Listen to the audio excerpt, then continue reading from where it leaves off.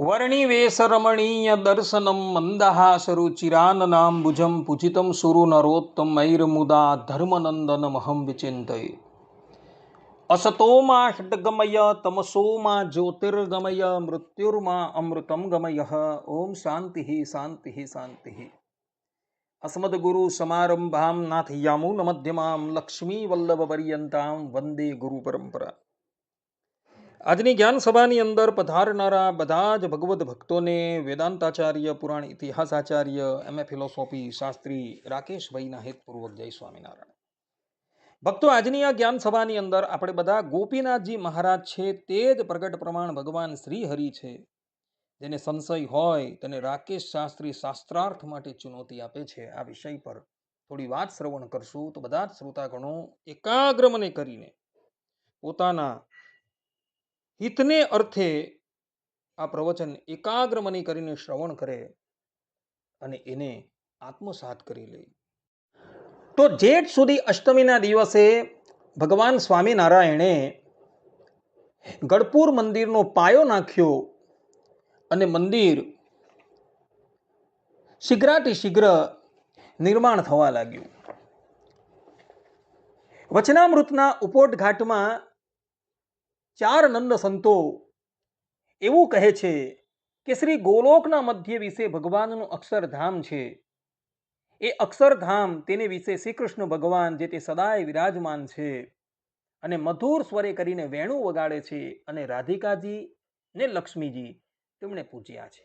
આ પ્રમાણે અહીં નંદ સંતો સ્પષ્ટ રૂપે એવું કહી રહ્યા છે કે અક્ષરધામનું મૂળ સ્વરૂપ છે એ રાધા કૃષ્ણનું છે. એટલે કે ભગવાન શ્રી હરિ એ અક્ષરધામની અંદર રાધિકાજી અને લક્ષ્મીજીની સાથે બિરાજમાન થકા મધુર સ્વરે કરીને વેણુ વગાડે છે. અને એ જ વાત હરિલીલામૃતમ કળશ 8 વિશ્રામ 61 પણ કહેવાય છે. અને એ મૂળ જે અક્ષરધામનું સ્વરૂપ છે એ સ્વરૂપને અનુસાર જ ભગવાન સ્વામિનારાયણે નારાયણજીભાઈ સુતારને પોતાની પાસે બોલાવ્યા અને કહ્યું કે અમારા અંગે અંગનું માપ લઈ તમે એક મૂર્તિનું નિર્માણ કરો. નારાયણજીભાઈ સુતારે ભગવાન શ્રી હરિની આજ્ઞા સ્વીકારી ભગવાન શ્રી હરિની મૂર્તિ અર્થાત કે માનુષી મૂર્તિ જે બી હતી તેના અંગે અંગનું માપ લઈ ગોપીનાથજી મહારાજનું સ્વરૂપ નિર્માણ કર્યું. અને વિક્રમ સંવત 1885 આસો સુધી 12ને દિવસે પ્રાતઃકાળે સંગવ કાળમાં ભગવાન સ્વામિનારાયણે ગઢપુરમાં મધ્ય મંદિરમાં ગોપીનાથજી મહારાજ તથા રાધિકાજીની પ્રતિષ્ઠા કરી. આ પ્રસંગનું વર્ણન કરતા સદગુરુ નિત્યાનંદ સ્વામી હરિદિગ્વિજય ઉલ્લાસ 47 શ્લોક 31 ની અંદર કહી રહ્યા છે કે જાથેથ મંદિર વરે સુમુહૂર્તમેવ નિશ્ચિત્ય વૈદિક વરાનુપહૂય વિપ્રાન પ્રાટિષ્ઠિપચ્ચ સહ રાધિકયૈવ ગોપી નાથાભિધાન મથ તત્ર નિજ સ્વરૂપમ. અર્થાત કે એમ કરતા જ્યારે તે સર્વોત્તમ પોતાનું મંદિર પૂરું થયું ત્યારે સારા મુહૂર્તનો નિશ્ચય કરી વૈદિકોમાં ઉત્તમ બ્રાહ્મણને બોલાવીને તે મંદિરમાં શ્રી રાધિકાએ સહિત એવા પોતાના સાક્ષાત સ્વરૂપભૂત શ્રી ગોપીનાથ નામે ભગવાનની પ્રતિષ્ઠા ભગવાન શ્રી હરિએ કરી. અહીં મૂળની અંદર સંસ્કૃત શ્લોકમાં નિજ સ્વરૂપ શબ્દ આવે છે જેનો અર્થ થાય છે કે પોતાના સાક્ષાત સ્વરૂપની પ્રતિષ્ઠા ભગવાન સ્વામિનારાયણે ગઢપુર મંદિરની અંદર કરી. અર્થાત કે પોતાના સાક્ષાત સ્વરૂપ એવા ગોપીનાથજી મહારાજની પ્રતિષ્ઠા ભગવાન સ્વામિનારાયણે પોતાના કરકમલો દ્વારા કરી. અને આના દ્વારા એ વાત સ્પષ્ટ થઈ જાય છે કે ગોપીનાથજી મહારાજ તરીકે કોઈ અવર નથી પરંતુ સાક્ષાત પ્રગટ પ્રમાણ ભગવાન શ્રી હરિ છે.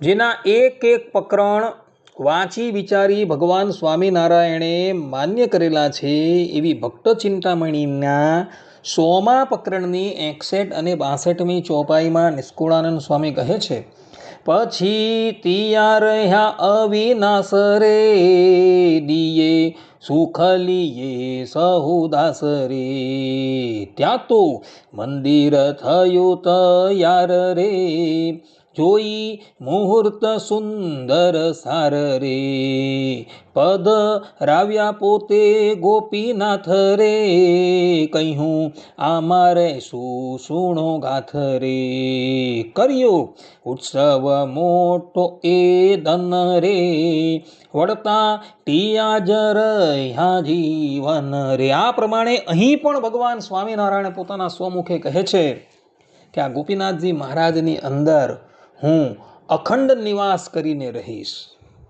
ભક્ત ચિંતામણી 160મા પ્રકરણમાં ભગવાનની અંતર્ધાન લીલા વર્ણવી છે. તો 160મા પ્રકરણની 45મી ચોપાઈમાં ભગવાન સ્વામિનારાયણ પોતાના સ્વમુખે કહે છે કે વળી અમદાવાદમાં વાસે રે, રહીશ નર નારાયણ પાસે રે, ગોપી નાથ ગઢડામાં અહીં રે, હું સદા રહીશ તે માહી રે. આ પ્રમાણે અહીં પણ ભગવાન સ્વામિનારાયણે પોતાના ભક્તોને વરદાન આપેલું છે કે હું ગઢપુરમાં ગોપીનાથજી મહારાજ રૂપે સાક્ષાત બિરાજમાન થવીશ. અહીં મૂળ ચોપાઈની અંદર સદા શબ્દ આવે છે, જેનો અર્થ થાય છે કે હું હંમેશા નિત્ય, અર્થાત કે હું નિત્ય ગોપીનાથજી મહારાજ રૂપે બિરાજમાન છું, એવું ભગવાન સ્વામિનારાયણ અહીં પણ કહી રહ્યા છે. હરિલીલામૃતમ ગ્રંથ જેના રચયિતા છે આચાર્ય શ્રેષ્ઠ એવા બિહારીલાલજી મહારાજ, એ બિહારીલાલજી મહારાજ પણ હરિલીલામૃતમ કળશ 8 વિશ્રામ 63માં ભગવાન સ્વામિનારાયણના વચનોનો ઉલ્લેખ કરતા પોતે કહે છે કે અહીં સદા કાળ અમે રહેશું, તે પ્રેમીને દર્શન દાન દેશું, શ્રી ગોપીનાથની મૂર્તિ માહી રહીશ હું સતત કાળ અહીં, તે માટે સર્વે જન એમ જાણો, એમાં અમોમાં નહીં ભેદ આણો, અમે અમારા પ્રતિ અંગ જેવી કરાવી છે શુભ મૂર્તિ દેવી, તે તો સદા તે હવિશે રહેવા, એવે રૂપે દર્શન નિત્ય દેવા.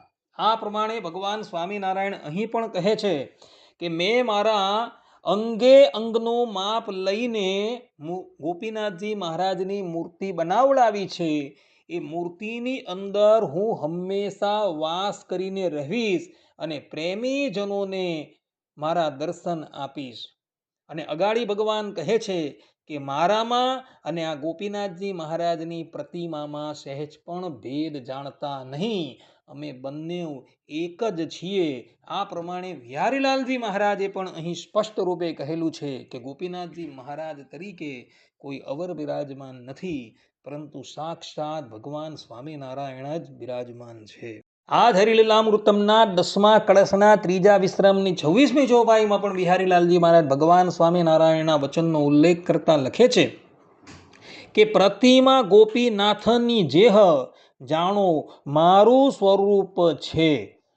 તે જ પ્રમાણે હરિલીલામૃતમ 10મા કળશના 2ય વિશ્રામની 18મી ચોપાઈની અંદર પણ બિહારીલાલજી મહારાજ લખે છે કે લક્ષ્મી નારાયણ આદિક રૂપ સ્થાપ્યા મંદિરોમાં અનુપ, સુખ આપવા એમાં રહીશ, પૂજા કરશો તે ગ્રહણ કરીશ. અહીં મૂળની અંદર આદિ શબ્દ લખેલો છે. લક્ષ્મી નારાયણ આદિ, આદિ તરીકે ગોપીનાથજી મહારાજ પણ લઈ લેવાના છે. અને એના દ્વારા અહીં ભગવાન સ્વામિનારાયણ એવું કહે છે કે ગોપીનાથજી મહારાજ છે એ મારું સ્વરૂપ છે અને એમાં રહીને હું દરેક ભગવદ ભક્તની સેવા સ્વીકારીશ. આ પ્રમાણે કહી ભગવાન સ્વામિનારાયણ અહીં પોતાના સ્વમુખે કહે છે કે ગોપીનાથજી મહારાજ તરીકે હું જ દુર્ગપુરની અંદર નિવાસ કરીને રહેલો છું.